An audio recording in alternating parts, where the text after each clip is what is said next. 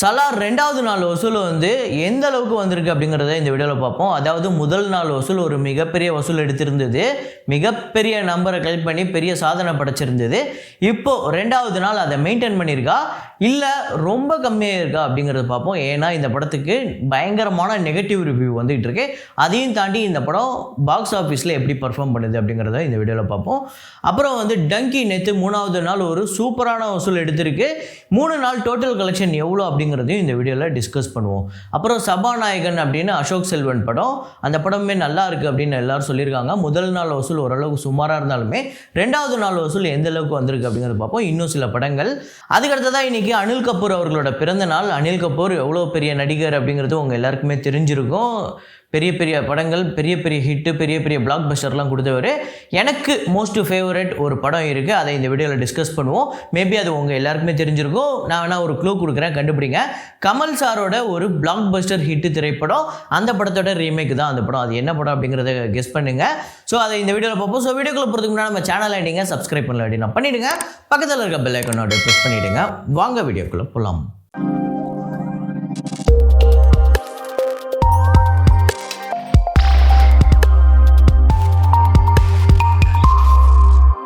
நேற்று வீடியோவில் நான் ஒரு ஃப்ரேம் ஒன்று வச்சுருந்தேன். அதை நிறைய பேர் கரெக்டாக கெஸ் பண்ணியிருந்தீங்க. அது என்ன ஃப்ரேம், என்ன படம் அப்படிங்கிறத பார்த்துட்டு வாங்க.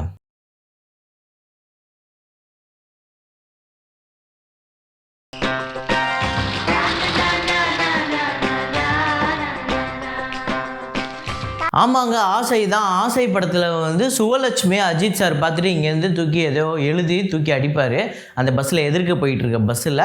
ஸோ அந்த சீன் தான் அதில் வரக்கூடிய ஒரு ஃப்ரேம் தான். அவர் தூக்கி அடிக்கிற அந்த ஃப்ரேம் தான். 2 பஸ்ஸும் கிராஸ் ஆகும்போது அந்த ஃப்ரேமு. அதை கரெக்டாக கெஸ் பண்ண முதல் 5 பேர் ஜெயராமன் நாகராஜ், அப்புறம் நபிகா ஃபிர்தௌஸ், ஜாக் அஃபிஷியல், விக்கி, அப்புறம் டிஜே தர்ஷன் அப்படிங்கிற இந்த 5 பேர் தான் முதல்ல கமெண்ட் பண்ணியிருக்காங்க. இன்னைக்கான ஃப்ரேமை பாருங்கள், கெஸ் பண்ணுங்கள்.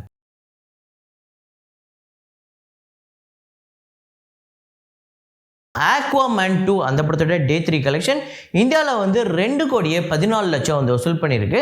வேர்ல்டு வைடு $6.3 மில்லியன் US, ரொம்ப கம்மியான வசூல் தாங்க இது.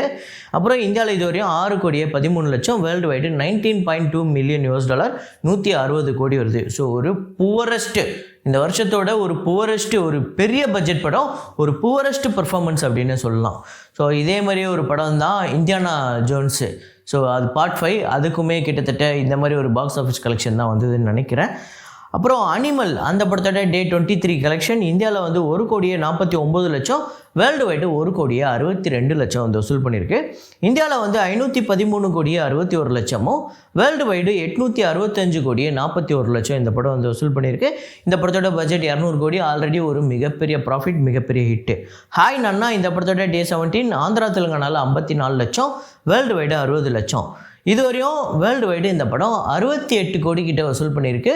ஸோ ஒரு வெற்றி படமாக அமைஞ்சிருக்கு. நேரு, ஸோ மலையாளமில் மோகன்லால் அவர்களோட படம், ஜீத்து ஜோசப் அவர்களோட டைரக்ஷனில் வந்தது. 3வது நாள் உண்மையிலே ஒரு பெரிய வசூல் எடுத்திருக்கு.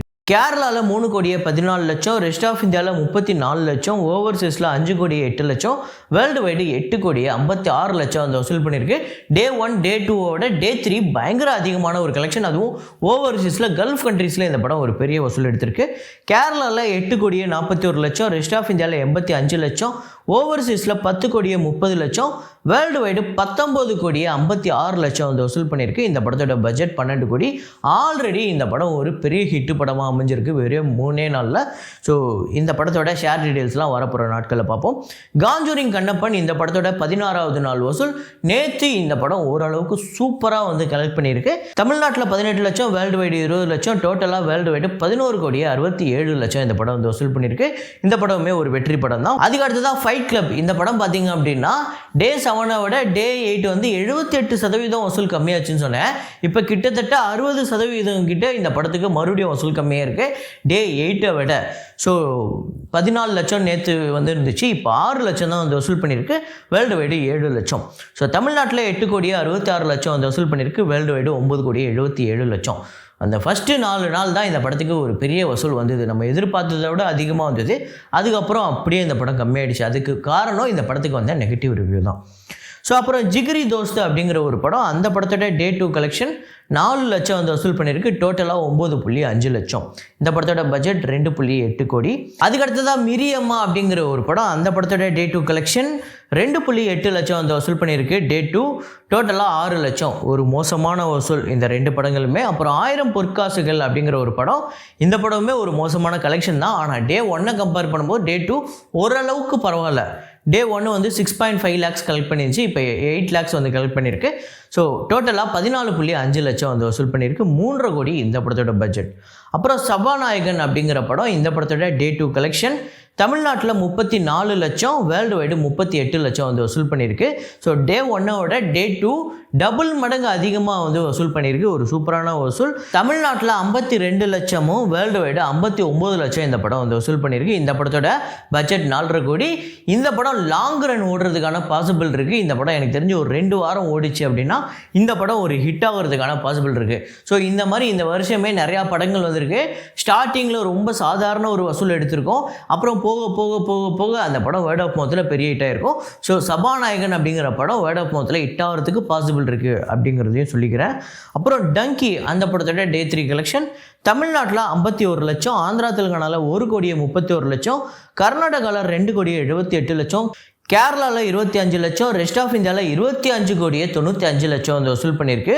ஓவர்சீஸில் 21.85 லட்சம். ஸோ ஓவர்சீஸில் கரெக்டாக மெயின்டைன் பண்ணிக்கிட்டே வருது. அந்த 20 கோடி, 21 கோடி, 22 கோடிங்கிறத கரெக்டாக மெயின்டைன் பண்ணிக்கிட்டு வருது இந்த டங்கி படம். வேர்ல்டு வைடு 52.65 லட்சம் வந்து வசூல் பண்ணியிருக்கு டே 3.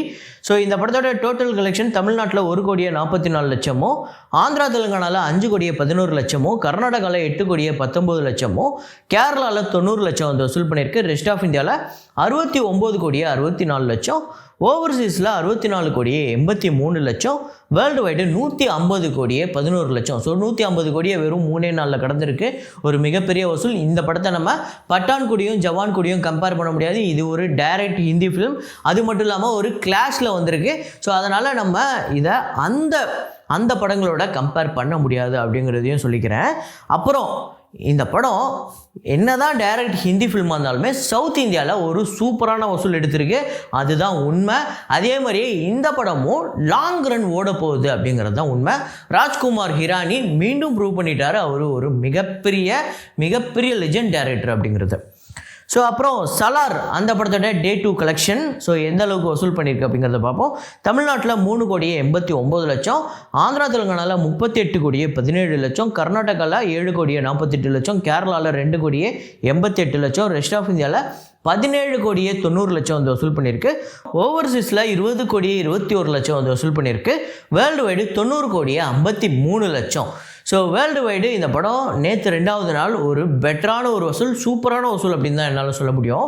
ஏன்னா டே 1 அப்படின்னு இருக்குல்ல, அது வந்து இந்த ஓவர்சீஸில் வந்து ப்ரீமியர் கலெக்ஷன், அதாவது ப்ரிவ்யூ ஷோஸ்லாம் இருக்குல்ல, இந்த ப்ரீமியர் கலெக்ஷன்ஸ்லாம் சேர்த்து யூஎஸ்ஏல யூகேல அதெல்லாம் சேர்த்தே ஒரு பெரிய கலெக்ஷன் வந்துச்சு. அப்புறம் அதுவும் இல்லாமல் எப்போவுமே இந்த மாதிரி ஒரு பெரிய படங்கள் டே 1 வந்து பெரிய ஓப்பனிங் இருக்கும். ஸோ அதே மாதிரி ஒரு பெரிய ஓப்பனிங் இருந்தது. 2வது நாள் இதே ஒரு பெட்டரான வசூல் அப்படின்னு தான் நம்மளால் சொல்ல முடியும். ஆனாலுமே இது இன்னும் பெரிய கலெக்ஷன் வந்திருக்க வேண்டியது. இந்த படத்தினால ரிவ்யூ வந்து ஒரு மோசமான ஒரு ரிவ்யூ தான் வந்திருக்கு. ஸோ மக்கள் நிறைய பேர் பார்த்துட்டு என்ன அப்படியே கேஜிஎஃப்பை திரும்ப எடுத்து வச்சுருக்காங்க, என்ன அதே கதையாக இருக்குது. இந்த படத்துலேயே சில பிரச்சனைகளும் இருக்குது. என்ன அப்படின்னு பார்த்தீங்கன்னா, மாசா டைலாக் வைக்கிறேன்னு சொல்லிட்டு ஹீரோ பைத்தியக்காரன்லாம் சொல்கிற மாதிரிலாம் டைலாக் இருக்குது. ஸோ ஒரு மாதிரி கொஞ்சம் ஓவர் டூ பண்ணிட்டாங்களோ அப்படின்னு தோணுது. ஸோ சலார் இந்த படத்தோட டோட்டல் கலெக்ஷன் தமிழ்நாட்டில் 8.93 லட்சம், ஆந்திரா தெலுங்கானாவில் 109.41 லட்சம். ஸோ ஆந்திரா தெலுங்கானாவில் வெறும் 2 நாளில் 100 கோடிக்கு மேலே வசூல் பண்ணியிருக்கு. கர்நாடகாவில் 19.32 லட்சம், கேரளாவில் 7.53 லட்சம், ரெஸ்ட் ஆஃப் இந்தியாவில் 38.11 லட்சம், ஓவர்சீஸில் 78.34 லட்சம் வந்து வசூல் பண்ணியிருக்கு. வேர்ல்டு வைடு 261.64 லட்சம் இந்த படம் வந்து வசூல் பண்ணியிருக்கு. ஸோ இந்த படத்தோட பட்ஜெட் பார்த்திங்க அப்படின்னா 400 கோடி. 2 நாளில் இந்த படம் 260 கோடி. இப்போ நான் இதை சொல்லிட்டு இருக்கும்போதே உங்களில் சில பேர் ஏன்டா ஆல்ரெடி அஃபிஷியல் போஸ்டரே விட்டாங்க, அஃபிஷியலாக அனௌன்ஸே பண்ணிட்டாங்க 290 கோடிக்கு மேலே, நீ என்னடா புர்டா விட்றியா, நீ என்னடா கதை விட்றியா அப்படின்னு கேட்பீங்க. நம்ம சொல்கிறது trade figure. So producer figure பார்த்திங்க அப்படின்னா அது 290 crore. ஸோ அதையுமே உங்கள்கிட்ட நான் சொல்லிடுறேன். ப்ரொடியூசர் ஃபிகர், அதாவது ப்ரொடியூசர் அவங்க சொல்கிற கணக்குப்படி 290 கோடி வந்திருக்கு.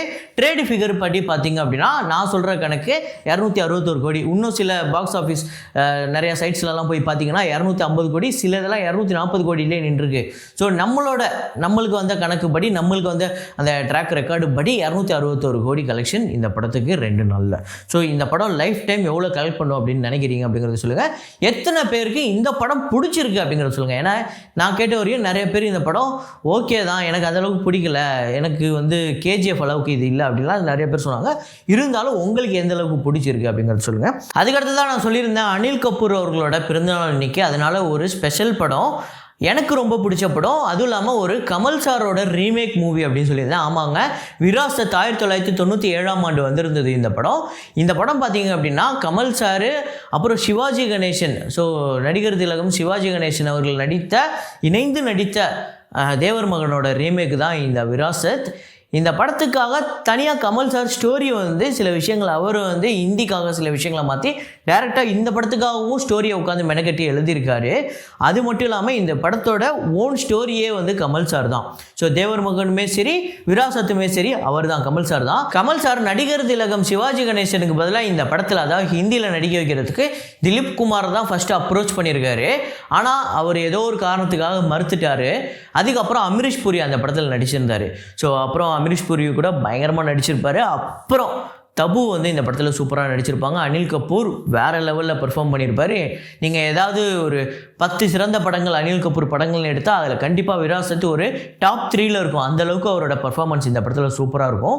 ஸோ கமல் சாரோட எழுத்தில், கமல் சாரோட ஸ்டோரியில் அனில் கபூர் நடித்த விராசத் எந்த அளவுக்கு பாக்ஸ் ஆஃபீஸில் ஹிட் அப்படின்னு பார்த்தீங்கன்னா பட்ஜெட் 4 கோடி, இந்தியாவில் வந்து 19 கோடியே 50 லட்சம் இந்த படம் வந்து வசூல் பண்ணியிருக்கு. ஓவர்சீஸில் 1.5 கோடி, வேர்ல்டு வைடு 21 கோடி வந்து வசூல் பண்ணியிருக்கு. ஷேர் 12 கோடியே 50 லட்சம், ஒரு பிக்கஸ்ட் பிளாக் பஸ்டர். அதாவது தமிழ்லையுமே இந்த படம் வந்து ஒரு பெரிய வசூல் இண்டஸ்ட்ரி ஹிட்டு. அதே மாதிரியே இந்த படம் ஹிந்திலேயுமே ஒரு மிகப்பெரிய ஹிட்டு.